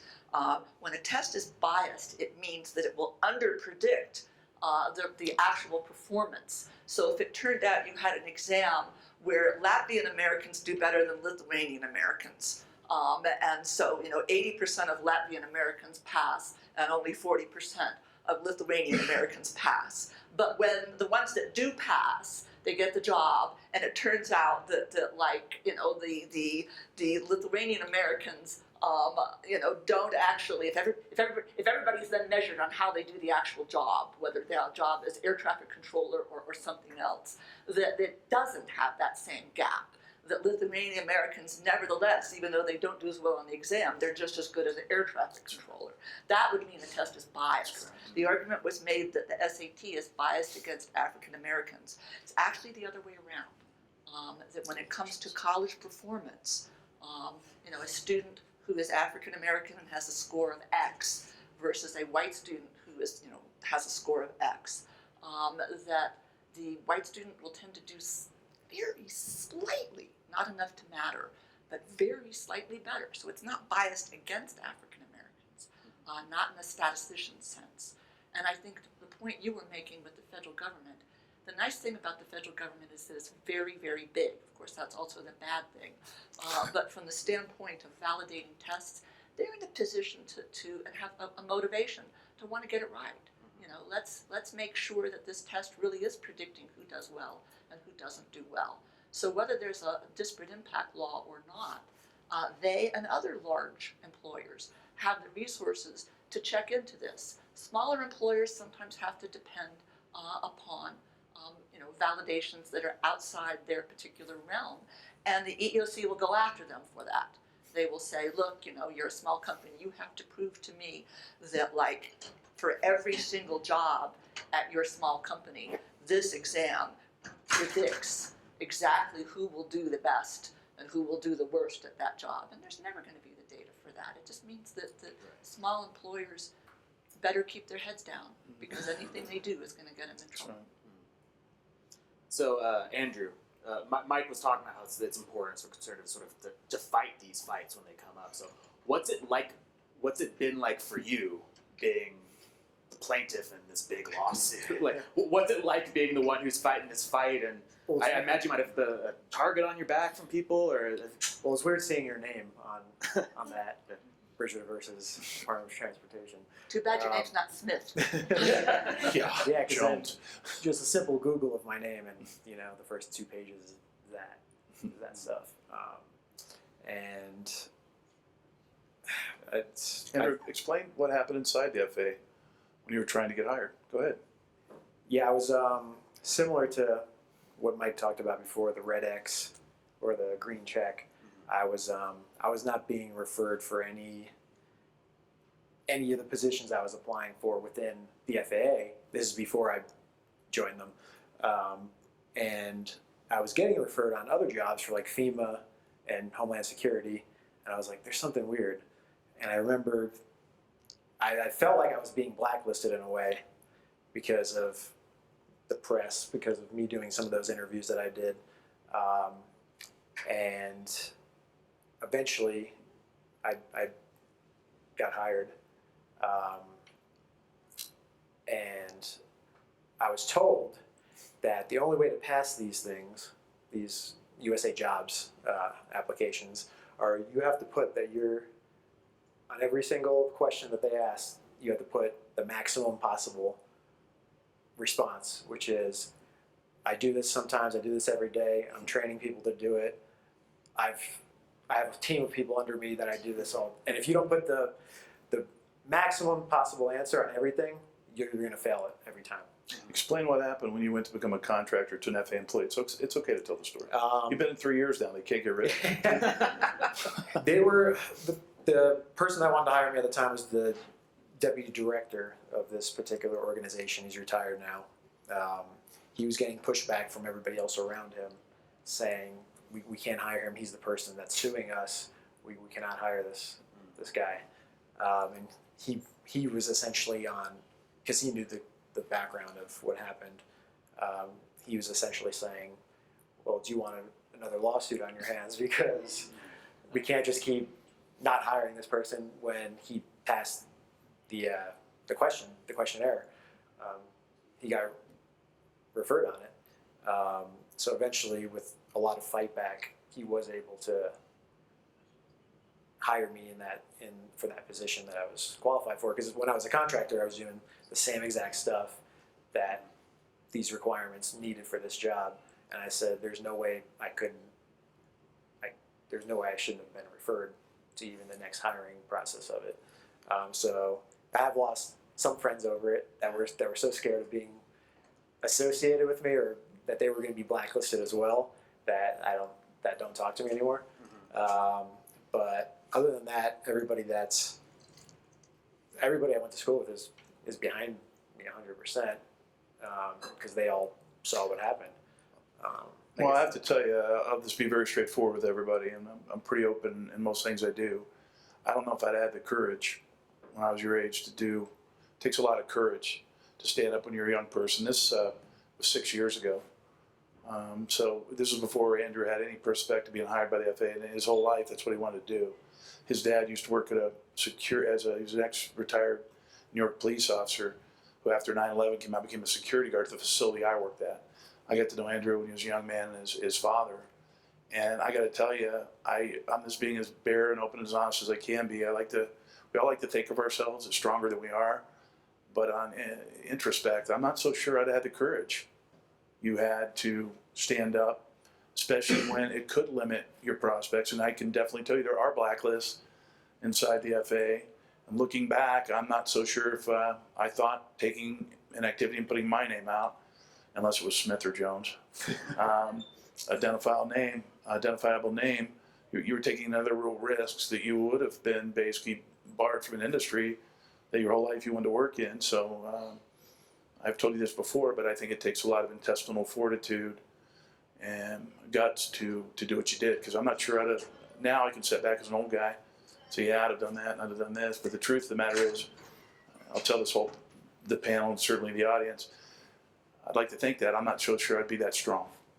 I guess one of the reasons why it's so important that this is a class action is because we don't need everyone to be as brave as Andrew is. Luckily, everyone can kind of. This crushed lives. I will tell you I was in an odd position of literally being in a university environment, and then as soon as I took up the banner in Mountain States shortly thereafter, I've gotten to meet young adults, and one or two of them were related to members of the Senate and Congress, by the way, that helped us legislatively, because they saw what was happening. But our military veterans and people that they wanted better lives for themselves, much like we all did. It's hard to think back sometimes. It's hard for me to think back, and I've had a blessed and lucky path in my life, and I can't tell you which way I would have turned if the very entity that was supposed to assure under the Equal Protection Doctrine and several others that I got a fair shot would be the very one to take that away from me. I don't know where I would have went. I really don't know. My belief in the government and Congress, certainly I'm very conservative, and I've developed an ideology on one side, but I just don't know if I don't know if I'd have had the strength. And a lot of those young folks that walk in and talk to me, they don't either have the finances, because you can imagine somebody saddled with $150,000 of student loans with a specific degree in air traffic control. It's not like a humanities degree where you can go somewhere else and fit into a different occupation. And they're crushed. They've been given a promise. They were told that this is the way. By the way, the FAA on the website said this is the only way to become an air traffic controller. That's what they said. You have to be a military controller, or you have to go through one of these programs with our partners. And by the way, the partners had no idea this was going on, even though the FAA was working it for 2 years prior to the midnight cabal in the holiday season of December 2013. So I think what keeps myself going, and certainly Mountain States, is we're all aligned to doing the right thing with the support of the folks. And certainly, Gail, I feel like I met a friend. Anytime as a conservative you meet somebody who's ideologically aligned, today's environment, you feel like you're closer than you are. But with your support, we can fight that. We can fight that battle. I personally have dedicated the last 6 years of my professional life to Andrew's case and the Johnson case, or some other clients I have. But it's the right thing. I can look forward now after the path I've taken, and I have the ability and the wherewithal to do this. So this is actually the most valuable work I've ever done as a lawyer, as a businessman. And not getting too far askance, but Andrew's fighting the battle, as you said, for thousands of other people that don't have the finances or that ability to step up at that young age and be identified and blacklisted. So with the help of the organization, certainly Andrew, you being a strong plaintiff, and Andrew did pay me for saying it. He didn't slip me or send me a text at the break. I think it takes a lot of fortitude, and I think for you as a young man carrying the banner for doing the right thing is going to affect generations to come, is our hope, through the outcome of this case. Yeah, and a little background on that. So before I was even an air traffic major at Arizona State, I was from 2007, 2008, 2 years, I was a business major. And because at the time I didn't know that ASU had a program for that, because we had 3 campuses. So the campus for air traffic control was very far east in Mesa, if you know Arizona at all. And I was in Cave Creek. So if you know how far that is, it's about an hour and 30-minute drive each way. Mm-hmm. So I had a neighbor that was an air traffic controller at the Phoenix Tower. I think Mike knows him. And that's how I got interested into it. He was telling me he was there for, at the time, I think like 10 or 15 years. And I was like, and he just told me how great the career was. If you're good at multitasking, if you're good at doing this, puzzle solving, problem solving, this might be something that you might want to look into. And then a couple weeks later, I saw that on the local news at night that ASU had just upgraded its flight simulators for air traffic controllers. I was like, I didn't even know we had a program like that, because nobody told me. The next day I went to the school, I checked it out, I changed my major overnight, losing almost all of my credits that I took for 2 years. So I essentially started over again by changing majors, and had to go another 4 years, even though I already went for 2. And then at the time, one of my friends said, are you sure you just want the air traffic major? Let's do a double major in aeronautical management, because what if air traffic control doesn't work out? What if you fail the ATSAT test? Because that was the thing. All the professors were saying, if you don't get above like an 85, good luck getting hired ever. So I said, yeah, it's a good idea. Let me add that second major, which added another year. So I pretty much had to just change to a 180 degree, and So I put a lot of work into it. Sometimes I would go drive that long for one class, and the class I got there was canceled. I drive all the way back home. So I put a lot of effort and time into it. So when this initially happened, that's why I said, no, this isn't right. I know most people would have just sat back and just said, well, I guess I got to do something else now. But there's no way, I can't let this happen. Right. Even if not just for me, just for everybody else I know that put that work into school, and I saw how good they were. I couldn't let that happen. I'm glad you did. Yeah. I think I'm getting the notice from Nathan. I believe we have some time for questions. If anyone has anything they'd like to ask. I guess while we're waiting for you guys to figure out your questions, I guess one last one while we're getting ready is are you guys optimistic long term on this? I mean, obviously we're gonna win your case, and we're gonna win. It's gonna be great. You're gonna get all your money, and it's gonna be lovely. But more broadly speaking, are you guys optimistic? Me personally, I'm very optimistic, and I think the team at Mountain States is very optimistic, as you can be in a court case, knowing I don't control a judge and or a jury. But I'm also optimistic because I think we're doing the right thing. I think anytime you do the right thing, sometimes you stumble, sometimes you fall, sometimes you have momentary detours and barriers put in your place. But maybe it's my personality, but I look at this like a large group of kids and young adults were bullied, and I never liked that. And so I've always kept a positive attitude that eventually, if you keep doing the right things for the right reasons, the right thing occurs. And I don't know where I get that. Some people call it stubbornness, some people might call it naive, but it's worked out in my life. So without predicting the outcome of a court case, I could say I'm very optimistic because I'm not going to be the one to give up. So a question for Mike, as someone not familiar with the case, what's the current status? You mentioned the Ninth Circuit argument, you mentioned a potential class certification. Where are things and where is it going from here? Well, there's two parallel cases. I'll talk about Andrew's case first. Andrew's case, we just had an argument before a judge in the D.C. Circuit Court, who happens to be a good judge. And as we went in, as Jeanette and I talked, and the team talked, I've been a part of some class actions in the past. And you never, ever, ever, it's been my experience, on the first attempt to get a class cert, ever get it. And I think the judge in our case had some interesting questions. I think from looking at briefs filed by the DOJ to purposely obfuscate and confuse the matter about what happened, and that's what they do, they're defense attorneys. She had some relevant questions. It's the first time in to get class cert.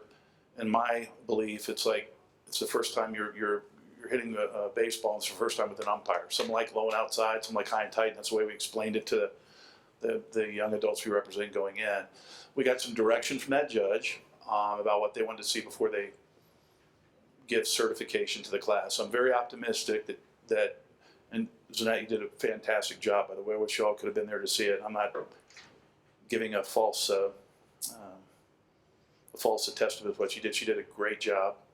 And I think the judge is asking for some very pointed questions that we believe we can easily answer. So I think moving along within another number of months, because how long it takes, we'll eventually get class cert. And the Johnson case, because it's not the same case, but it's parallel. Keep in mind, this case is about that list being purged, those young adults getting wiped off that list. The Johnson case, Lucas happened to also be a ASU graduate who was purged off the list and will be a member of our class.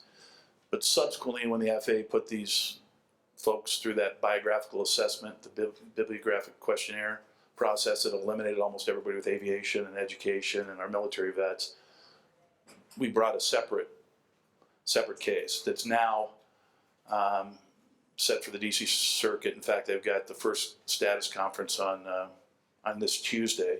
I don't have co-counsel in that yet, unless Mountain States wants to team with me again. But right now I'm fighting that battle alone. Although I've had lots of class action attorneys I know on the private sector want to get involved. The problem is they find out that this isn't your typical class action litigation. It's Title VII class action litigation, which means you don't get a big percentage of the funding, which I always tell them going in. I've had every big class action firm in the country approach me on this case, and then subsequently the Johnson case. I'm waiting right now for someone either to jump in pro bono. I have a pretty good robust staff and ability to do this myself, but I need team members. So on the Johnson side, I'm looking for team members to fight that BABQ test. And that's at the initial incipient stages before we ever get to class certification. So, and we're both looking forward to discovery, because it's the FAA shouldn't be afraid of what I have, and I got a lot. They ought to be afraid about what I'm going to find. Oh no, my boss has the mic. Professor, I don't know if you've had a chance to look at this case in much detail, but one of the things that I find curious, interesting, and also offensive about this case is the argument that the government is making, that is, we have to exclude African Americans from our class. In order for our class to be certified, according to the government and according to the precedent, outside of reaching, we can't include in our class those people who were allegedly intended to benefit. Although some of those people were at that hearing, we know they exist. We know there were African Americans who were well qualified, who would have received these jobs, but for this race-based decision.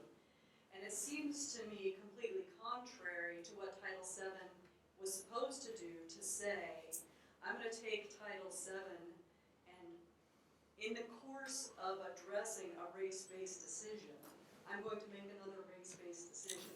Excellent. I sort of would like your thought on that collision between REACHI, Title VII, and Rule 23. Yeah, it just shows how completely messed up the world is, and this sort of issue, comes up in other disparate impact contexts as well. That doesn't require class action for that issue to come up.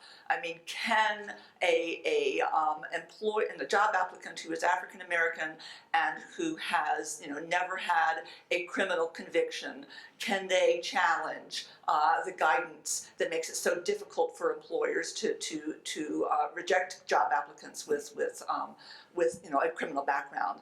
And I think what they're saying is that no, you can't. You can't challenge it if you're African American. This is supposed to be to help you, and no, it doesn't help.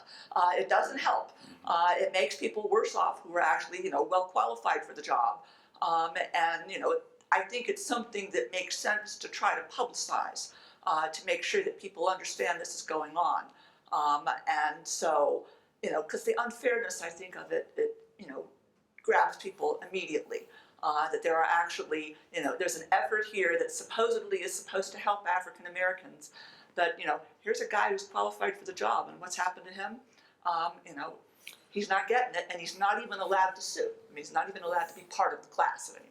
Well, we're trying to hang our hat on. That's an excellent question, because intuitively we know that a subcategory of our great students who happen to be African American would have been great air traffic controllers. We're relying on the REACHI makeup of that first selection panel. You had one Hispanic that was on that list too, and the Supreme Court did not exclude him because he happened to be a minority. And so we're trying to leverage that, but the judge seemed very skeptical of allowing us to have a class or even a subclass of African American students, although they got hurt also. It's the approach where they took a shotgun approach. Let's sacrifice the few for the good of the whole. And those few happen to be in Andrew's case, no different than him, because of a racial animus, deciding we're going to take out this thing we think discriminates against people, even if we have to harm some of our own in a racial context. And while it seems intuitive that everybody on that list, regardless of race, should be included as a potential plaintiff because they got harmed the same way Andrew did because of a racial wrong. And we're having not a tough time, but I think we're getting at least some pushback initially trying to frame that. And Yeah, it's hard because if you're bringing this under Title VII, then it says you have to be able to show you've been discriminated against because of your race, and their position is going to be, well, we weren't rejecting this guy because he's African American. In fact, we were trying to come up with a system that would bring all of those in. On the back end of that, though, on the downside, all it will allow prospective employers to do to engage in racial discrimination is to seed an employment list with a few minority candidates, right? And then you're lawsuit proof. If only well qualified applicants were a protected class. Yeah, yeah. Yeah, you shouldn't be able to discriminate against well-qualified people. Yeah, that's right. I have a question. I guess this is for Mike. Yes, sir. Everything I've heard today has told me that the FAA placed ideological hiring Yes, sir, that's true.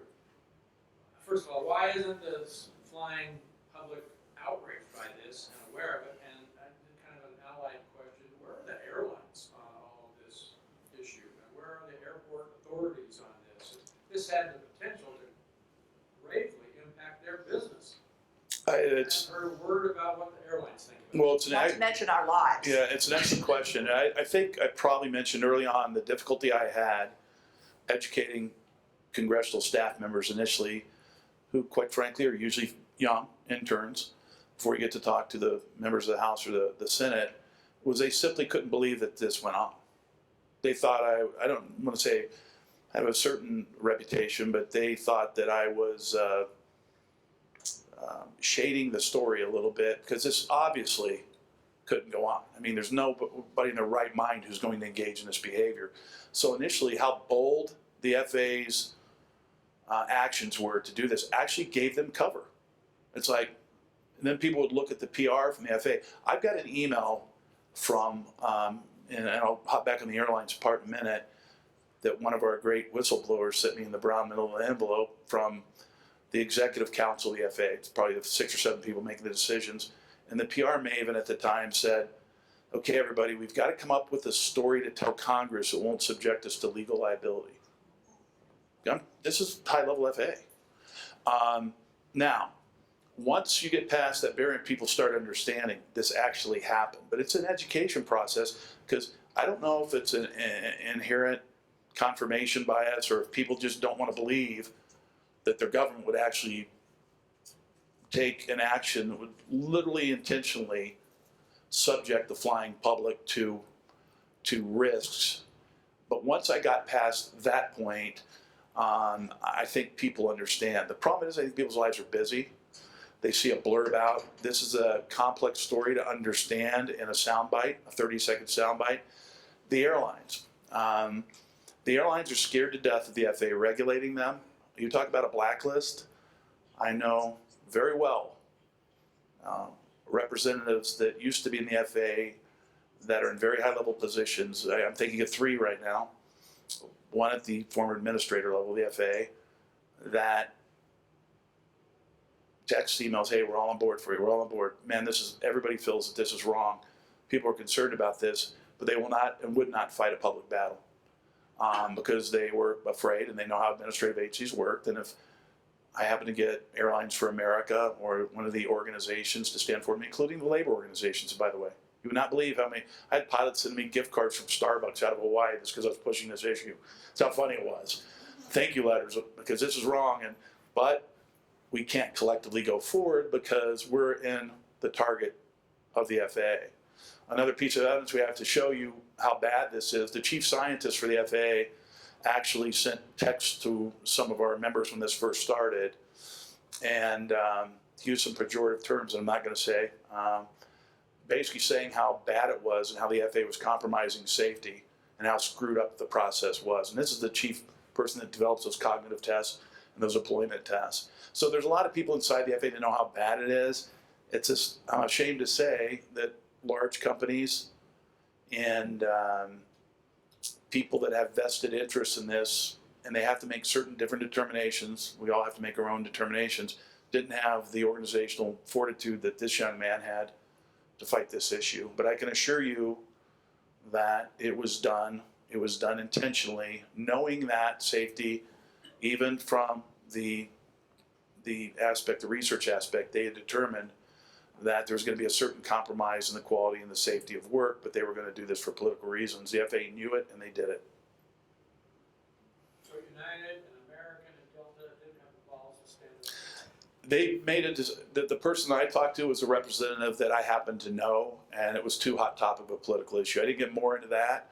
I think you're more eloquent than I am and articulate, but it's hard for me to jump from the information I have to that statement. I don't know where it got caught, but I know for a fact they knew about it, they were concerned about it, but the feedback I got is they wanted absolutely they had no intention of taking on the main regulator that controlled their livelihood and the shareholders' livelihood. They weren't going to do it. Yeah, my question is for you, Andrew. Could you clarify for some of us who may not know, You mentioned you do now have a job with the FAA, but as I understand it, it's not the job that you trained so many years to do. So could you just kind of tell us exactly what you're doing versus what you trained to do on one end? And then just kind of describe the impact and even stories of how this has affected your life personally and those you went to school with. Well, like I said, just for the second question, I did lose some friends over it that I went to school with for 4 years. That all of a sudden were like, "Yeah, we don't want to associate with you anymore because we might be blacklisted also." And I'm not sure what their current situation is or what they're doing, but yeah, in that aspect, I'm not sure. For the other thing, so I work with the contract tower and contract weather program. And a lot of people don't know this, but half the air traffic control towers in the country are privatized, essentially privatized towers. That there's 3 vendors that hire either retired controllers that can no longer be controllers anymore for the after age 56, I think 56, yeah. 56, because they think that their hearing, their eyesight goes. But they still are qualified to be controllers, so these vendors hire them at these small, usually smaller airports with less traffic, but some of them are extremely busy. As we know, ASU has the busiest contract tower in the nation. So I work with a lot of controllers that are now over 55, and they have to be more of like an analyst position, or they just wanted to do their headquarters time, which apparently is very important for them in their career. So I work with a lot of controllers, and they know what happened. And it's not really, it's probably the worst kept secret. Like I say, you just have to Google my name and all, and you know. Well, Andrew, would you rather be? I mean, your passion was being an air traffic controller, correct? And yeah, and that was taken away from you. and I think we corrected that with the legislation for the next year, where they had to hire everybody that, if I'm saying that wrong, they had to hire after we fixed it. Everybody that I pretty much got removed from the list. Well, it's a little I'm saying different that. than that. Yeah, I'm trying to- They had to give them preference versus having to hire. It wasn't like an injunction or a judicial doctrine forcing the FAA to do something. It wasn't like an equity issue. Congress came out and tried to fix it. The problem of it is they passed legislation, they put people into 2 pools. And I had actually a meeting in D.C. with the FAA yesterday. Yesterday morning I was in D.C. And the reason now the FAA is on board with legislation to get rid of that 2-pool system is the way it worked is they had pool 1, which was CTI and military, and then pool 2, which was off the street hiring. They're supposed to hire 50-50. Well, guess what? You talk about negative consequences. It had to be within 10% of pool 1. So the FAA needs to hire because of this issue where they literally stopped hiring for 2 years in a time of incredible need. People working overtime at these facilities, a lot of demand pull. They stopped the hiring of people like Andrew. Well, legislation came because of our activity on the Hill that didn't fix it, but the union actually jumped on board and wanted to ensure that there was 50% off the street hiring, general public hiring, and 50% military CTI students. And guess what happened? Since there's a 10% differential, and the FAA tried to kill these CTI schools, and I'm happy to go on tape saying they tried to kill the CTI program. But now, politically, they're talking about how we're the best thing since sliced bread again because of this lawsuit and some other issues. Well, last year they were able to hire 400, they tried to hire 482 military and CTI because that's all the kids there were out of these 30 programs where you used to have thousands. And then they were restricted from off the street to hiring 10% of the same amount. So when you need to hire 1,600, 2,000 every year to come back, guess what happens? The law has restricted the input that the FAA can even hire because there's not enough CTI students anymore because they tried to kill the programs. So the law of unintended consequences has hit the FAA too. So guess what? They're all on board to kiss and make up. And there's a certain part of me that they can kiss because of this activity. But they realize that the practical outcome here is they're not going to be able to replenish the workforce unless they get rid of this pool system and finally give military and CTI students preference. The problem is for 7 years, these young adults were on this list and they do time out. They won't hire you after you're 31 years of age because there's a 25-year retirement provision and you time out at 56. So a lot of these young adults that invested their time, money, efforts, I mean, they can't wipe these loans out with bankruptcy. The practical effects of this and how this subgroup was harmed is hard to even estimate. But it's out there. So the legislation did some things, circling back to you, but it certainly did not fix this at all. And yeah, I went to school for it, and that's what I wanted to do. But as soon as my name got on that docket, I knew if I went there, you have instructors that are teaching you for those 12 weeks. There's if one of them has an agenda, there's no way you're going to pass that training program, no matter how good you are. After Andrew got off the list, what they do, the FAA sends you to the FAA Academy for either 3 or 4 months. Remember I said initially it charges you, every student that goes through, between $130,000 and $150,000 per your tax dollars at work. They know the CTI students in the military do better. Statistically, studies, makes sense, right? They'd rather run people that don't make the academy at a much higher rate, 7-to-1 rate.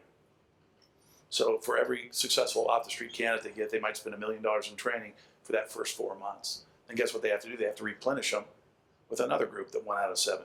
The money they spend on training in the FAA wastes. If you're not offended by the safety aspects, if you're not offended by the personal harm that happened to these folks, if you look at your wallet and see what the government has done, hundreds of millions of dollars have gone toward trying to train people that the schools trained at no cost. Andrew's talking about the point where he went to school, his name, with his aptitude. I know this young man, I think he would have flown normally through unless, if he had the name Jones or Smith, maybe shaved, dyed your hair. Well, he has to go through the academy with one person with a vested interest could say he doesn't have the stuff to make it, and then he's done. He's done. 4 months and he's out. So I think he made the right decision, frankly, knowing the way that the FAA works, and knowing the way and the possibility that you might have a rogue employee decide to retaliate against him by washing him out of the academy. That's what he was afraid of. I think we have time for just one more. This goes back to the question about the zealots within the administration. Some of us are old enough to remember a day when we assumed that there was an equal playing field, and we're seeing more and more that there isn't. And we just look at the FBI and the Justice Department, and we have concerns there. Then we have these kind of concerns. So, what do you have suggestions on how do we get to the zealots? Because it's not everybody, but they certainly are the bad actors. And is it by bringing something for malfeasance or misfeasance, or are there ways that we can go to the individuals who are perpetrating these kinds of activities? Well, I'll tell you from the FAA myself, and I don't want to monopolize, and if somebody has more erudite, articulate thoughts, feel free to jump in. For the first year you're in the FAA, they can fire you for anything. After the first year, it's very difficult. After the third year, if you're caught on tape robbing liquor stores, in car accidents with busloads of nuns, as long as it doesn't impact your ability to be an air traffic controller, you don't get fired. And I'm not joking, actually. It's a very, very difficult bar after somebody's been in the government for 3 years. Bureaucrats know this. They also know it's not in their backyard. One of the ex-administrators of the FAA, a guy I've known for decades, I hold him in very high esteem, told me, Mike, this is causing a ruckus in headquarters now, but you know what we're going to do? I was like, what are you going to do? I'm not going to use his real name here. He said, we're going to do the same thing we always do. We're going to stick our head in the sands, and 30 days later, people will forget about this, and it'll be another issue. And they also know that there's no personal accountability, none. Even fighting this, the FOIA suits we've done, it's amazing the arrogance that a certain percentage, because I don't want to lump the whole group of people in the FAA. There are good, hardworking people, and certainly those people have helped us immensely because of those proverbial brown manila envelopes I get. I can't be attached to this, but look at these emails, right? Or look at this evidence, or look at this data. That's actually helped support our case. The only thing you could do specific to this case, or even cases outside this case, the FAA is very, very cognizant of what the Hill does. Now, they'll lie. We've got them in lies, letters where we can show that they'll lie to Congress and they'll lie to Senate. But for you up there that are politically connected, that have people that I plan on, by the way, I'm just getting ready to move to Wyoming, so I plan on getting active in Wyoming. But any of you that have folks that are politicians, elected folks, either at the Senate or House level, they need to know this, because what happens are the staffs, young folks about Andrew's age, they filter stuff up unless it's topically relevant. Very good, hardworking people that are in those positions never understand this. They don't get this. They don't see this. And this is one issue with one administrative agency. And we all know, as you said, it's going on across the board. And I can tell you it is from working inside the government. This is an endemic problem. We have a micro issue we're talking about today. But the FAA is very, very nervous about, that's what the FAA started saying yesterday, because the CTI schools and one of the organizations that has jumped on board with us that did have the fortitude is the AAA, the Contract Tower Association. I'm a member of the board of that, but they've used their lobbying power to educate members of Congress and members of the House, because I think attacking it from the outside, the FAA is not afraid of lawsuits. They lose them, they don't write the checks. There's actually something called the settlement fund. It's weird, but there's hundreds of millions, billions of dollars that get paid without impacting agency budgets. There's something called the settlement fund. And they're not worried about political accountability. And they would rather do something and rubber stamp it and protect their career, human nature, than taking a stand. And to a certain extent, I understand that. People inside the FAA, if they would have taken a formal stand in FAA, in Andrew's case, they would have been blacklisted internally themselves, lost promotions. I totally understand why they do what they do. But that's the problem you have. You have this internal peer pressure or groupthink where everybody marches along in these administrative agencies. Yes, sir. I'm going to take one last question, but what should we do about personal responsibility in the government? So now we've got the liberals trying to get the policemen to have personal responsibility so they can't do their job. How can we switch that to the FBI and FAA, that everybody in the federal government? It's really unfair that they have no personal responsibility at all. Are there cases we can take to enforce that? Well, it's my belief that the people at the mid-level and lower levels of these agencies have a lot of good people doing the hard work. There as much, if they could sit up here and have their face blacked out with that name, they would be telling you stories that basically echo what we're saying.